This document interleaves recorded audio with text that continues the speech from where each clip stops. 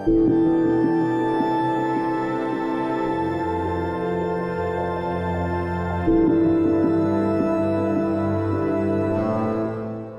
there, Genso here. This is my Devil May Cry 5 Dante Must Die difficulty S rank walkthrough. This is mission 12. It is entitled Yamato. And I've been on a bit of a hiatus from this guide. Anyone keeping up with the channel, which isn't many people, admittedly, but for anyone who's been keeping up with the channel, I've been really kind of getting heavily into some Demon Souls speed running, and that's been going pretty well for me, and it's kind of distracted me from this guide, so I do apologize for that, but diving back into it now with a pretty fun mission for Dante that can be pretty grueling depending on how you play it, but if you follow these strategies, you should have a pretty easy time with it. What you're going to want to do opening up is try to group these caners together, and like I'm doing here, just juggle them in the air with the Swordmaster moves from Devil Sword Dante. You can get off an EX provocation, and once you do that and you get to triple S, you can carry the style average into this mandatory fight that I'm now getting into against this Lusatia and a bunch of these Hell Antinoras. But once you've done this and you can get your SDT all the way up, you can essentially juggle these guys infinitely with the ground pound move that I'm doing here. You'll have to forgive me, guys. I've forgotten the name of it, but if you just continue to kind of go into SDT, do one combo, and then come back out of it, you can essentially just have your way with these guys, and you don't really have to do anything too advanced or too crazy.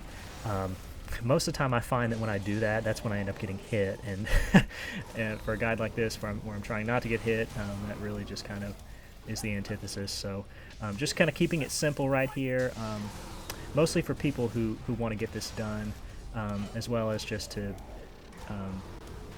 try and keep some of my sanity here. It's really pretty grueling when you're doing these encounters, you're trying to do something intricate, juggle an enemy in the air, and you come down because you're not paying attention like I often do, and you take a really sloppy hit. So that's a fight there where you can, if you don't do it in the way I did, where you carry the style average in, you can come out of that fight with like 4,500 style points, and it's really kind of one of those anomalies about this game where there's certain missions that seem to be more have more of a critique on your style, even though you don't feel like you're really doing anything different. But it is one of the heavy criticisms of this game, the way the styling system works. But once you learn how to kind of get around it, it's not too big of a pain, other than having to do those silly taunts in between the mandatory fights sometimes, which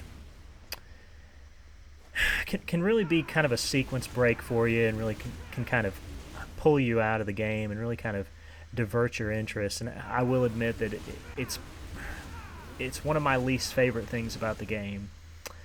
You know, in the past, Devil May Cry has never really been a game where you've had to sort of milk points like you have to do in this one, as you see I'm doing again right here, just to carry a bit of an average into this fight against this enemy spawner, against these enemy spawner with pyrobats, excuse me, English language, and the Queen Impusa, which I don't recommend what I'm doing right now, and I believe I was trying to get to the Queen Impusa. We get a really nice parry there on it, and we get to the triple S. So at this point, you're going to want to do the tried and true Queen Impusa strategy of just doing the one combo to keep her stunned infinitely, and just mixing up your weapons to keep the triple S. You don't have to do anything crazy. I'm not going to. I'm just going to keep these AoEs going to keep the pyrobats off me, and just continue to do this. But if you're following the sequence breaks like I was doing previously, this will be the last fight of the mission, and you can avoid a mission that can potentially take a long time. I mean, this mission can, if you do all the fights in it, can take anywhere from, I want to say, about 45 minutes to an hour, depending on your skill level and just kind of your, I guess, speediness overall, and just getting through the level. But we're essentially just breaking these these 3 red heart organ things, and getting onto the next platform. And you're going to see me here doing this sort of levitation move, kind of exploiting the moveset of the Cavalier to kind of elevate myself and do a sequence break to get to the next portion of the level without having to do the fights. And that can be really useful, especially when you're going for no damage, to just get this done and to get through the level and get to the boss, which is going to be a similar boss encounter to what we've already been doing throughout the game, namely Urizen, who is the exact same as the Mission 8 encounter. They've literally changed nothing other than maybe the damage threshold, because I don't believe he does nearly the damage to Dante when he hits him as he does to Nero in Mission 8, and I think that's primarily due to the fact that Nero is meant to lose that fight. So other than that, I would say that, you know, everything's exactly the same. His aggression is exactly the same. He has the same moves. Just Dante seems to have a much better way of dealing with him. As we open up here, you want to do the deep stinger move, and then as soon as the crystal breaks, you're going to want to cancel into the ender, because he's going to do that tentacle a lot, and it has a really high tendency of hitting you. So once you come out of the ender, most of the time he's going to walk towards you like he's doing here. He can do his big wind-up swing, his 360 spin, and you'll have just enough time to jump out of the way of that, so just be aware that it can happen.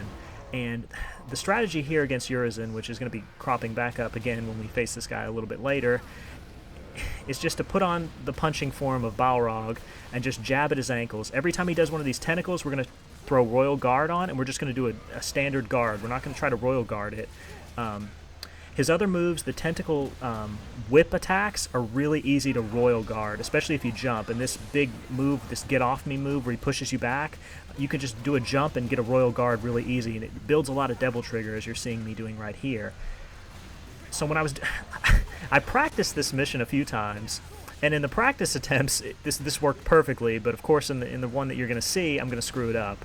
So my strategy was to get to Triple S, and then use the stingers repeatedly, very quickly, in Triple S to break the crystal and repeat the process. But I don't do that because I'm a scrub, and I end up releasing my finger off of the L1 button, which is what I use to charge SDT, and I accidentally go into SDT when I'm not in Triple S, which activates the form and causes me to lose it. So don't do what I do. Although it is a good way of breaking the crystal, you'll lose your ability to kind of continuously stun lock him with that big AoE move. So just continue to jab at his ankles here. You see I get another stun. I'm just going to thrust a couple of real impacts up into him. Very nice there. And he's already in SDT, so I mean you can see that, you know, this fight is going a lot better than it did with Nero, just because of Dante's ability to just churn out a ton of damage very quickly. And you know, I'm not even the best Dante player, but just by doing these simplistic things, there he's doing those explosions from the ground. You saw I just guarded them and took no damage. It's a really incredibly useful skill, guys. You should be using the guard very often, and if you're really, really good, you can Royal Guard. And you see here I'm getting a mixture of just kind of Royal Guarding the moves that I feel comfortable with. Right there, that was a pretty bad example, but I'm Royal Guarding the moves that I'm comfortable with pretty consistently, and then I'm guarding the ones that I think are a little bit too dangerous to get. Right there I go into SDT at a bad time, and I'm forced to lose my my Triple S, excuse me, and I'm just going to make pretty poor use of the SDT right there by just canceling into the ender. I think I was panicking. Like I said, the practice runs that I did were a lot smoother and a lot cleaner, and you can, like I said, just keep one charge of the SDT gauge the entire fight, and it's not very difficult to do because, you know, like I said, everything can be guarded with the Royal Guard, and it builds a lot of Devil Trigger as well. So just going to continue to do what I was doing, jabbing at the ankles. There's no reason to really use any of the other weapons. You can't even really do anything that cool on this guy, and you know, he's not the best boss in the first place, so there's not really any need from me or want from me to want to do it. So I'm just going to continue to jab at him, and there we go. We finished him off. But there's like several cutscenes that play at the end of this mission. I just went ahead and edited those out there. You can see there's my S rank. Thank you guys very much for watching, and I'll see you in the next video. I should have some out shortly.